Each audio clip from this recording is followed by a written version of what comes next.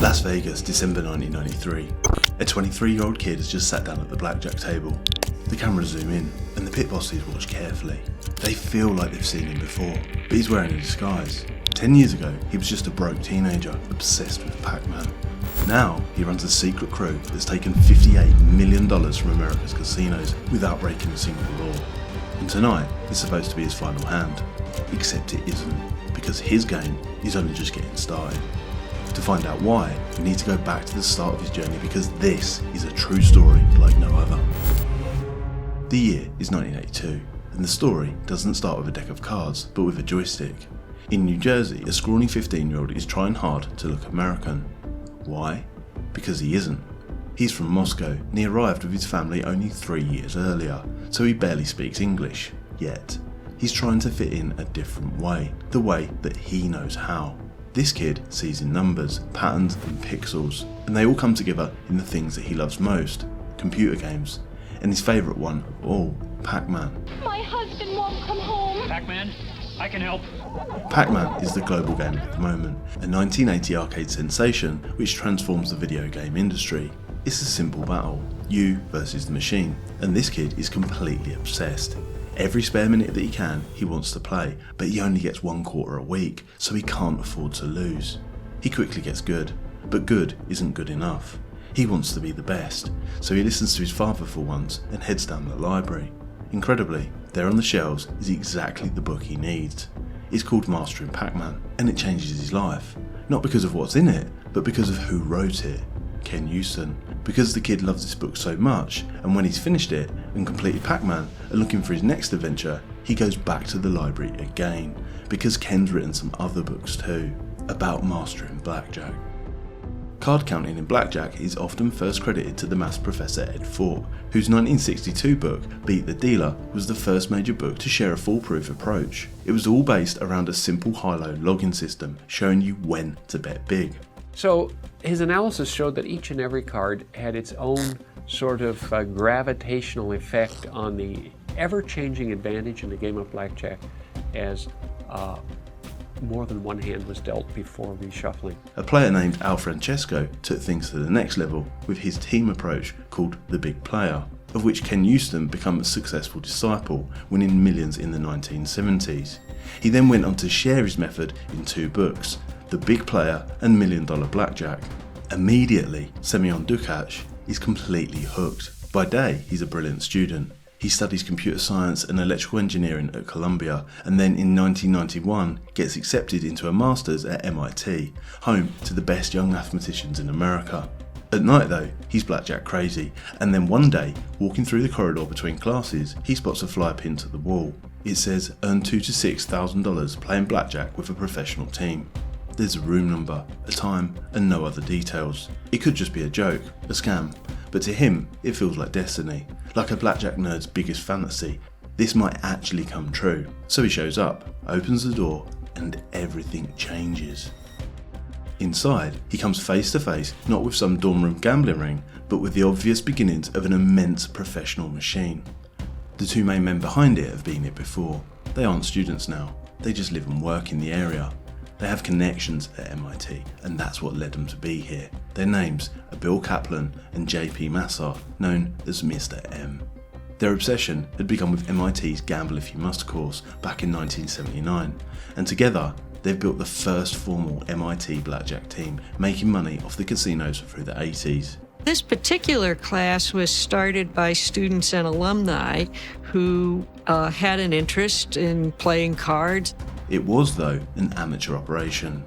Now, older, wiser, they're as passionate about this business as they are about blackjack, and they believe in scaling both. And that's what this new adventure is all about, scaling. Any edge that you get in card counting is always small. To make money out of it means either huge bets and instant bans, or, a new idea, a huge team, and professionalizing, treating their card counting mission as a business run better than in any other country. The idea was to form a legal entity, make the team be more legitimate, create a management structure that allowed for the training of larger numbers of players, and raise a larger bankroll and make more money. And it's a nice idea. What convinces them to act though is a small local opportunity. In 1992, Foxwoods in Connecticut becomes a fully fledged casino, one of the largest in the world, and it's just a few hours' drive from MIT. Now they have a nice idea and a training ground, and after going to friends and colleagues, they have a $1 million war chest too. The adventure is launched as Strategic Investments. It's a proper limited partnership that serves as the team's financial and organisational backbone. And it shows that they really mean business. They have a system to make guaranteed profit, and it's a system that Semyon is already familiar with. The pitch to Semyon is simple. You'll be vetted, trained, and then accepted. You'll get a share in the profits. This isn't a hobby, it's a job, and only the best will land it. Semyon, disciplined, ambitious, and data-obsessed, doesn't flinch. Training is brutal. The MIT students trained extremely hard. They understood the game, they understood the math, they understood the probabilities. They were in a rigorous environment, and they thrived. 6 months of card counting, all ending in a checkout test. 10 shoes of cards played in high-pressure conditions with no mistakes. He does make one, but he holds his nerve, recovers, and never makes that same mistake again. The test trip to Foxwoods follows, playing for real money, and then by the summer of 1992, he's made the cut. Strategic Investments goes live, and he's one of the first to hit the floor. He's the only cog in the wheel, but he's about to become a key cog, and it's a big wheel. An organisation which plans to hit a 7-figure turnover fast. The only question is, how?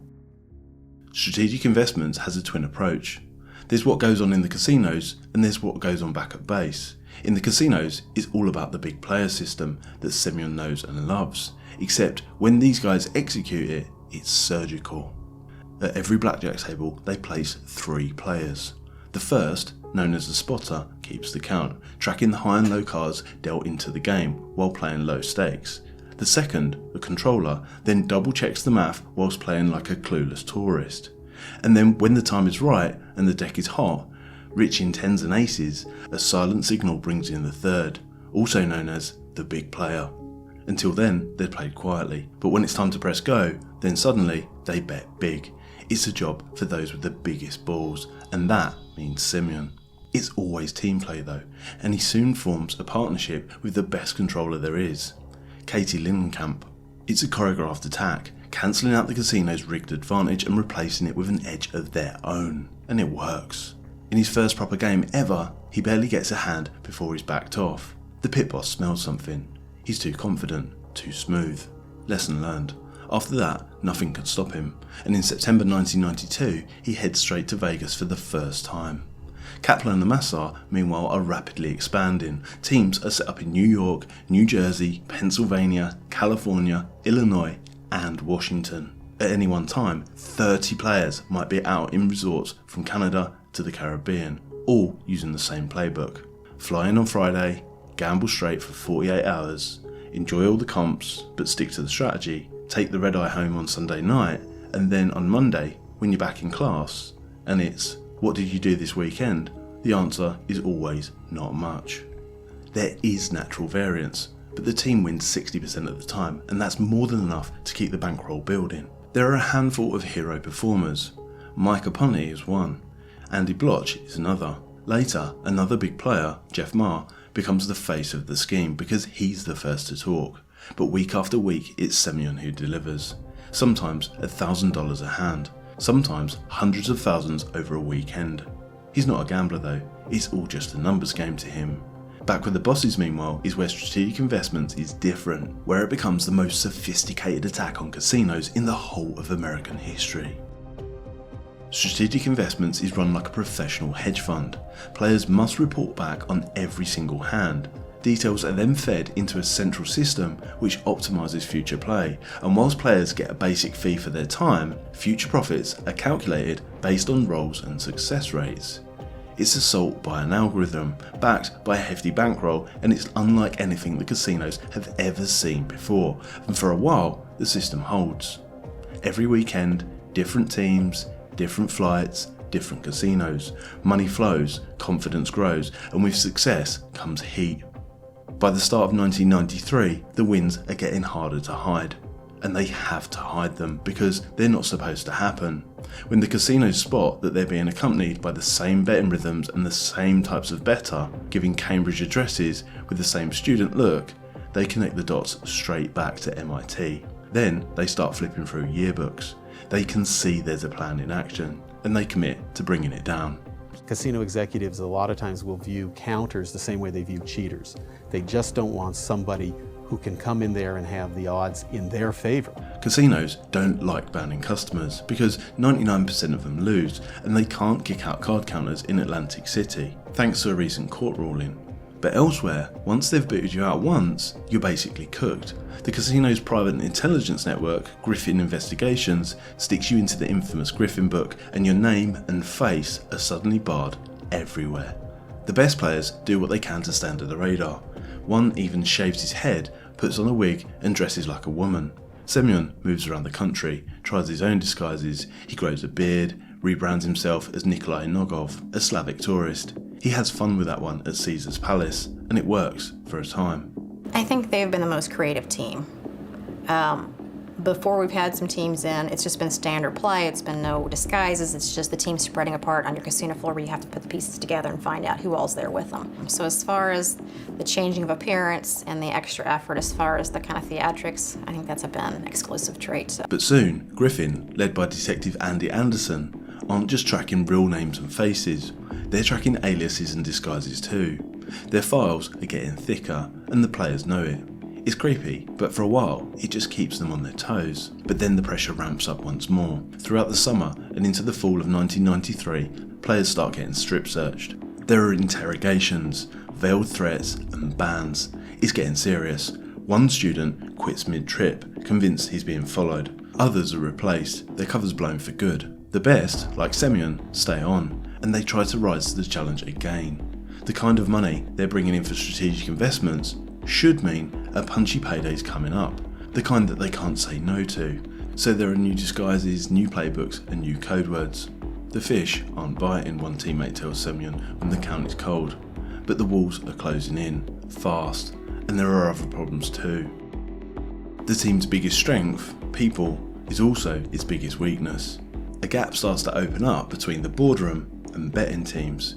The younger generation are out there doing the dirty work, but for now they're only getting flat rates and not seeing any profits. The founders aren't drawing profits either, but most haven't stepped foot in a casino in months. The recession of the early 90s is drawing to a close, and with the writing on the wall, they soon start to consider other options. They have all the control, and some players don't like it. Alongside this friction, there are also big mistakes. A player mislays an envelope on campus containing $125,000 in cash, and a janitor finds it. It takes 6 months and investigations by the Drug Enforcement Administration and the FBI before the team eventually get their money back. The system is creaking. In December of 1993, Semyon takes his final trip to Vegas for strategic investments, and then the team meets for one final time. Champagne is poured. Profits, several $1 million, are finally tallied up and shared. But the celebration feels hollow. One student, fed up and wide-eyed, asks, "What next?" The reply? It's over. On December 31st, 1993, Strategic Investments is formally dissolved. For Kaplan and Massar, it's the perfect corporate mic drop. Walk away, leave a legend behind. But for some like Semyon, the ultimate gamer, it isn't game over. He simply levels up. Semyon Dukiach doubles down. He launches his own crew, Amphibian Investments, and turns it into a leaner, faster, and more democratic version of strategic investments. No investors, no bureaucracy, just believers. And for the next few years, they rack up winnings across Vegas, Atlantic City, and beyond, using advanced techniques like ace sequencing and shuffle tracking to stay ahead of the curve. It's believed that they make even more, $5.5 million in 1 year alone. But of course, the casinos just continue to squeeze, and in 1997, it truly is all over. In 2003, Ben Merziot publishes Bringing Down the House, a book based loosely on the experiences of Strategic Investments big player Jeff Ma. The movie 21 follows later. In 2005, a follow-up book, Bust in Vegas. It puts Semyon centre stage, but by now he's moved on, becoming an angel investor with a mission that brings him full circle. He was an immigrant kid with an American dream, So now he backs startups with immigrant founders.